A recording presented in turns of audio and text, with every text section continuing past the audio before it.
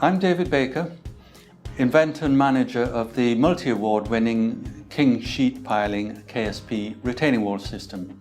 This simple but radical Balfour Beatty patented innovation revolutionizes 120 years of sheet piling practice. Most sheet pile walls require thicker steel sections just to be able to get them into the ground to the required depth without damaging them. So there's surplus structural capacity.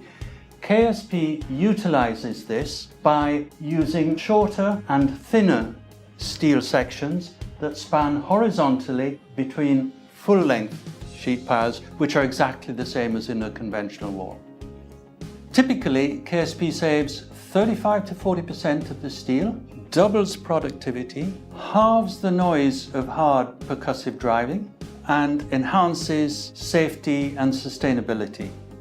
KSP eliminates the need for time-consuming panel driving, as alignment control, which is normally problematical for the simpler pitch and drive method, becomes easy. Initially used on over 25 kilometers of KSP wall on the M25 initial widening section, it's since been used on multiple road and rail projects. It looks simple in hindsight, but it hadn't been thought of in 120 years, which is why it's patented.